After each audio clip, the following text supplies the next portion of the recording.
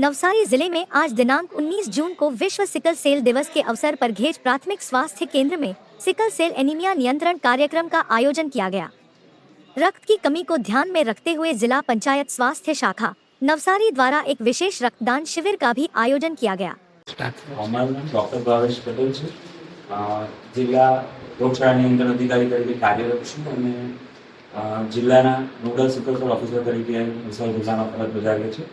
આજે વિશ્વ sickle cell દિવસ નિમિત્તે સિકલ સેલ એનિમિયા પ્રોગ્રામ અંતર્ગત આપણે જિલ્લાની અંદર વિવિધ આઈસી પ્રવૃત્તિઓ, મેડિકલ કેમ્પ અને સિકલ સેલ દર્દીઓ માટેના કેમ્પની વ્યવસ્થા, એમના કાઉન્સેલિંગ અને એમના સ્ક્રીનિંગની વ્યવસ્થા આજે કરેલી છે।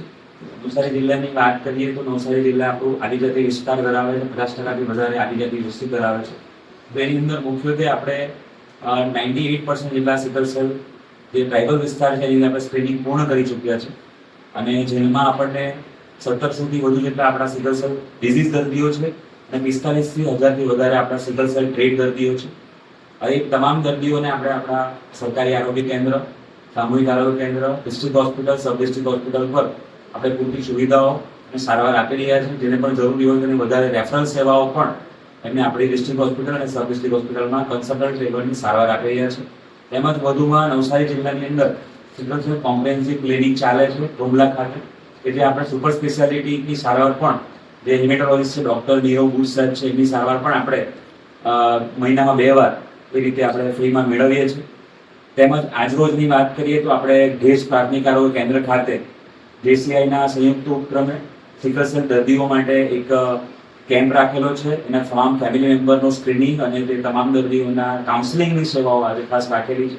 તેમજ એમના સહયોગથી આજે બ્લડ ડોનેશન કેમ્પ પણ રાખેલો છે, જેમાં લોકો આગળ આવી અને બ્લડ ડોનેશન કરે તો આપણા ઘણીવાર સિકલ સેલ દર્દીઓને આ ડોનેશનની પણ જરૂર હોય છે।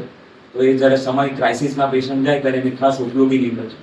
વધુ એક મુખ્ય માહિતી વાત કરું તો આદિજાતિ વિભાગ સાથે છેલ્લા 3 વર્ષથી આપણે સિકલ સેલ ડિઝીઝ દર્દીઓને મફત તબીબી સેવાઓ આપી રહ્યા છીએ। તેનો એક સહાય છે જે પર મંથ આપણે 2,500 રૂપિયાની સહાય ચૂકવીએ છીએ। તો ગત વર્ષની વાત કરીએ તો 2024-25ની અંદર આપણે 3 કરોડથી વધુ રકમ સિકલ સેલ ડિઝીઝ દર્દીઓને આપેલી છે અને 25-26ની વાત કરીએ તો 4 કરોડથી વધારે રકમ આપણે આખા ડિસ્ટ્રિક્ટના જે પણ ડિઝીઝ દર્દીઓ છે તે એસટી પેશન્ટને આપણે આપી રહ્યા છે। તમામ લોકોને આ મારી વિનંતી છે કે આ ડિઝીઝ દર્દીઓ જે છે તે તમામને પૂરતી સહાય, એમાં સહયોગ મળે અને એ માટે લોકો આગળ આવે અને પોતાની કોઈ આ વાત હોય ડિઝીઝની છુપાવે નહીં, એ માટે કોઈ એવું જોખમ કે એવું વિચારે નહીં, પરંતુ એની અમારી આરોગ્ય કેન્દ્રની જે કાઉન્સેલિંગ સેવા છે કે ભવિષ્યની આગલી પેઢીમાં સિકલ સેલ ડિઝીઝ કઈ રીતે ન આવે, તો એ તમામ સેવાઓનો લાભ લે અને આપણે આપણા સમાજને જે સિકલ સેલ ડિઝીઝ છે એમાંથી ધીરે ધીરે કરીને આપણે જે લક્ષ્ય છે 2047 तो भारत देश में सिकल सेल एनीमिया की मुक्त करवाना जो आपने हासिल किया। Thank you. कार्यक्रम के अंतर्गत सिकल सेल एनीमिया के बारे में लोगों को जागरूक किया गया तथा रक्तदान के महत्व पर मार्गदर्शन प्रदान किया गया।